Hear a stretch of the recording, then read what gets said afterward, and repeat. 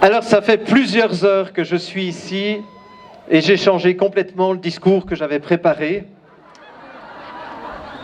parce que j'ai le privilège de ne pas parler dans les premiers comme Amélie et Alexis. Et donc je me suis dit, mais qu'est-ce que j'ai de la chance de vivre au Québec.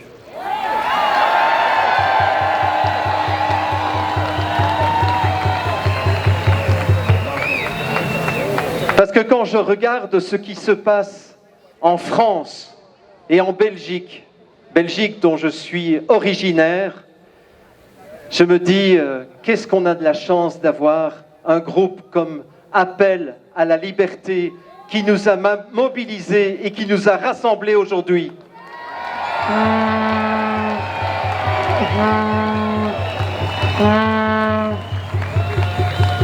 Je me dis, qu'est-ce que nous avons de la chance d'avoir des forces de l'ordre qui sont bienveillantes vis-à-vis de nous.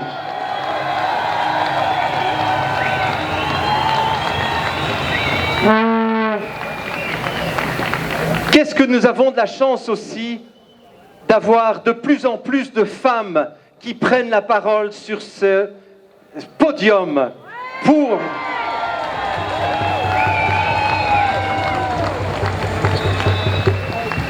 Je voudrais aussi remercier tous ceux et toutes celles qui, depuis des mois et des mois, prient pour tous les lanceurs d'alerte et pour toutes les associations qui se sont mises debout. Je pense que la prière est quelque chose d'aussi important que les actions que nous menons. Merci à vous tous.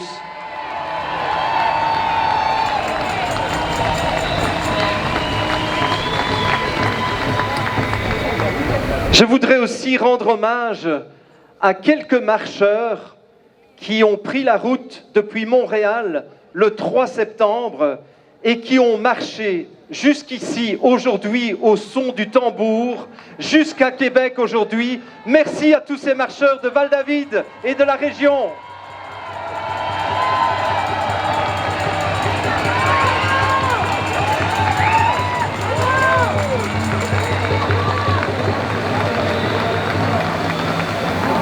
Je voudrais aussi vous remettre le bonjour de Guylaine Langto, qui maintenant s'appelle Guy, comme vous le savez.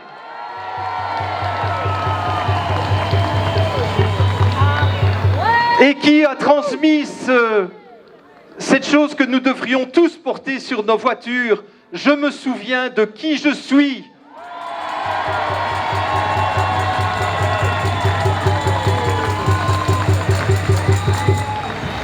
Alors, je termine avec les merci avant de vous dire 2-3 autres mots.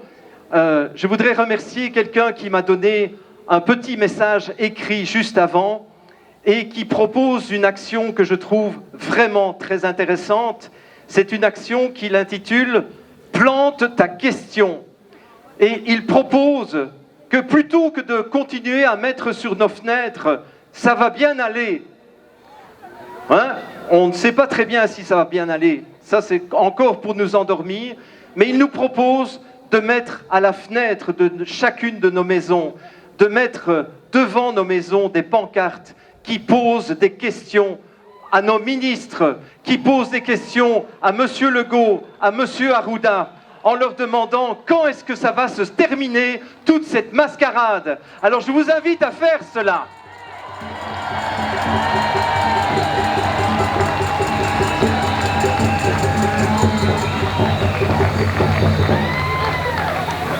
Alors maintenant, ce que je voudrais vous dire, c'est un emprunt à une publicité de la banque Scotia. Quand j'allais au cinéma, parce que ça fait des mois maintenant que je ne vais plus au cinéma, il y avait une publicité qui disait pour la banque Scotia, « Vous êtes plus riche que vous ne le pensez ». Vous vous souvenez de cette publicité? Bon. Eh bien moi, j'ai envie de vous dire, vous avez beaucoup plus de pouvoir que vous ne le pensez.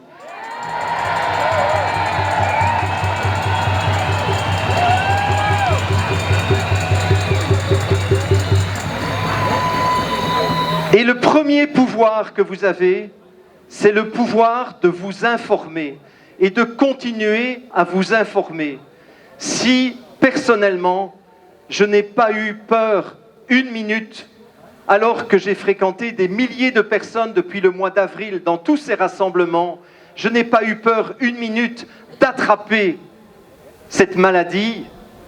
Tout simplement, c'est parce que j'avais de l'information sur comment ça fonctionne un système immunitaire, comment ça fonctionne un virus et comment on peut attraper un virus ou pas. Alors vous avez le pouvoir de vous informer. Ça, c'est votre premier pouvoir.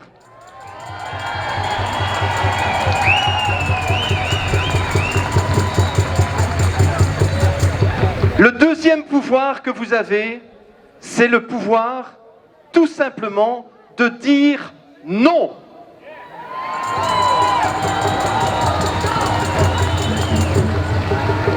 Et je voudrais vous rappeler que ce que je fais depuis le début du port du masque obligatoire, c'est-à-dire depuis le 18 juillet, si mes souvenirs sont bons, je n'ai jamais porté une seconde mon masque nulle part, dans aucun commerce. Et je vais vous dire comment je fais.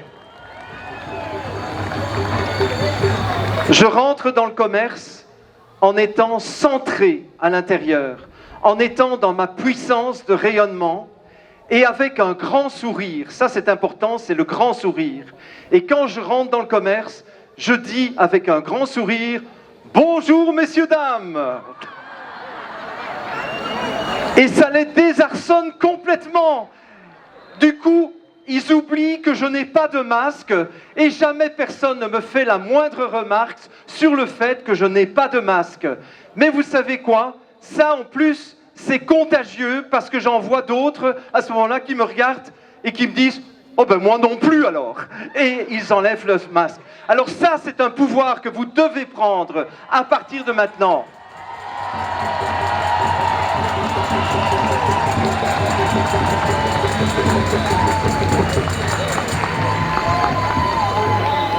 Vous avez aussi le pouvoir de désobéir et le pouvoir de boycotter toutes les grandes enseignes. Parce que pour moi, depuis le début, c'est très clair que nous ne sommes pas dans une crise sanitaire. Alexis Cossette-Trudel vous a dit tout à l'heure, la pandémie est finie. Je ne suis pas d'accord pour une fois avec Alexis, je ne sais pas où il est là, derrière moi. Moi, je vous dirais, la pandémie n'a jamais eu lieu, tout simplement.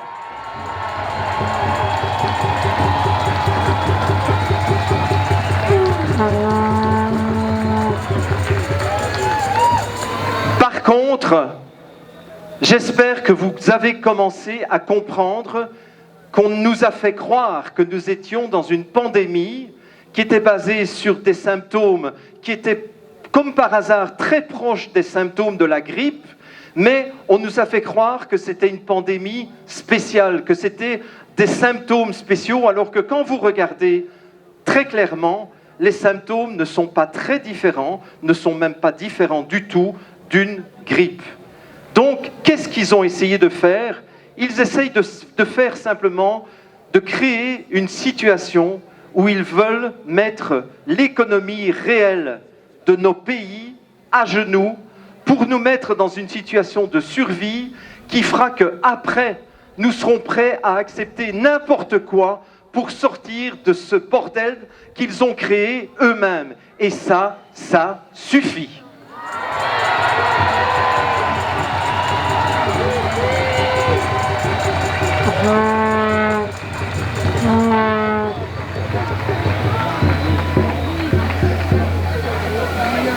Je suis de plus en plus préoccupé par le fait que les entrepreneurs et les commerçants n'ont pas encore compris que eux aussi, ils ont le pouvoir de désobéir. Et j'encourage tous les commerçants, j'encourage tous les entrepreneurs à partir de maintenant de désobéir.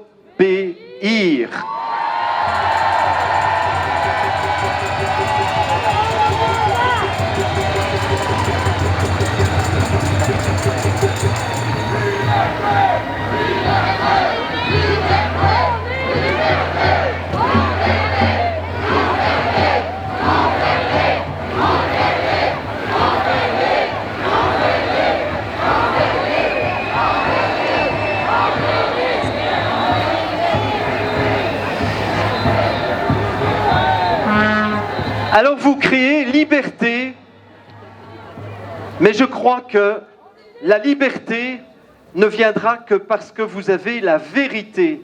C'est la vérité qui rend les hommes et les femmes libres. Ce n'est pas en criant liberté, mais c'est en criant vérité, vérité, vérité, vérité, vérité, vérité. C'est la vérité que nous voulons. Vérité, vérité, vérité, vérité, vérité, vérité, vérité, vérité. Alors pour terminer, je voudrais vous raconter une petite anecdote personnelle. C'était au mois de juillet, août 2009. J'avais entendu que l'OMS avait modifié ses critères de pandémie fin avril 2009 pour les rendre beaucoup moins contraignants. J'avais entendu la directrice générale de l'OMS, Margaret Chan, le 11 juin déclarer une pandémie de niveau 6. Et fin juillet et le mois d'août, tous les jours, je pleurais 2 à 3 heures sur mon lit en me disant « Mais non, ils ne vont quand même pas faire ça » parce que je pressentais qu'une dictature médicale était en train de se mettre en place. Et je me suis demandé « Mais pourquoi est-ce que je pleurais comme ça ?» Et je pleurais parce que tout simplement, il y avait une partie de moi qui disait « Non, Jean-Jacques, ne t'occupe pas de ça. Laisse-les, de toute façon, c'est des mensonges. » Et puis, il y avait une autre partie de moi qui me faisait pleurer. Cette partie de moi, c'était mon âme, c'était ma conscience qui me disait « Jean-Jacques, tu ne peux pas ne pas te lever, tu ne peux pas ne pas faire quelque chose qui est en ton pouvoir. Et peut-être que si un jour cette dictature se met en place, tu regretteras jusqu'à la fin de tes jours de ne pas avoir essayé de faire quelque chose pour faire reculer cette dictature. »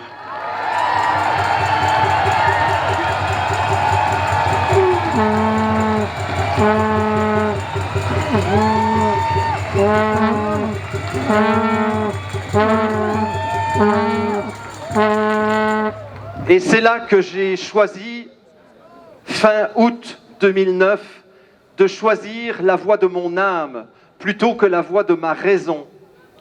Et j'ai convoqué mes 3 filles et ma femme, et je leur ai dit, voilà, je m'engage à lutter contre cette tentative de dictature sous prétexte de pandémie médicale. Je vous rappelle qu'en 2009, avec H1N1, on nous promettait plus de 20 millions de morts dans le monde. On en a juste eu 300 000. Et je savais que je risquais de me faire tuer par les compagnies pharmaceutiques. Et je leur ai demandé, est-ce que vous me soutenez dans ce choix, sachant que probablement d'ici le 31 décembre 2009, je serai mort parce que j'aurais été assassiné. Et elles m'ont dit, oui, vas-y, on te soutient. Et le grand cadeau de tout cela, c'est qu'à partir du moment où j'ai accepté l'idée que j'allais me faire tuer, je n'ai plus jamais eu peur.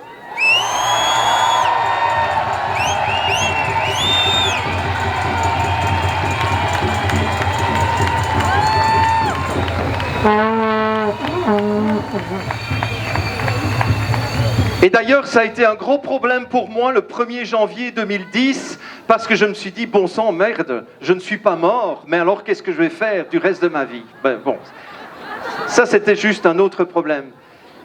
Et donc, je vous renverrai une question pour terminer, je vous laisse avec ça. C'est, posez-vous la question maintenant. Peut-être qu'ils sont en train de mettre en place une dictature sous prétexte d'une fausse pandémie.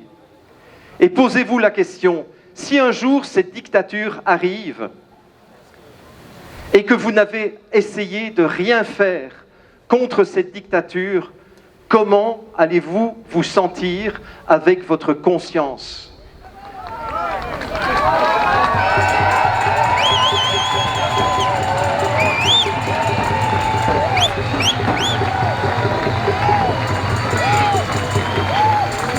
Et donc pour moi, la réponse, elle est très claire. Si je me fais tuer, Je sais que de l'autre côté du miroir, j'aurai la satisfaction d'avoir fait tout ce qui était en mon pouvoir pour faire reculer la dictature.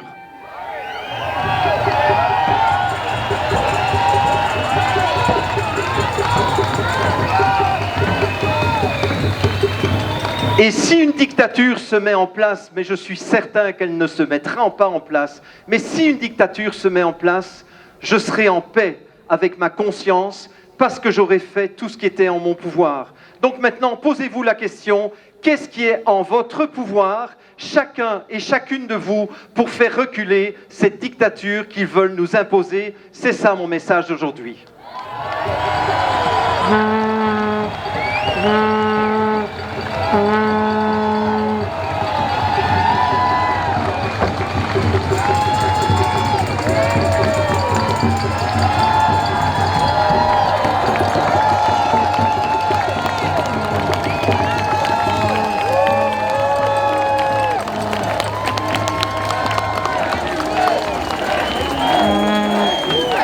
La vérité, la vérité, la vérité, la vérité. Merci Jean-Jacques pour cette vérité.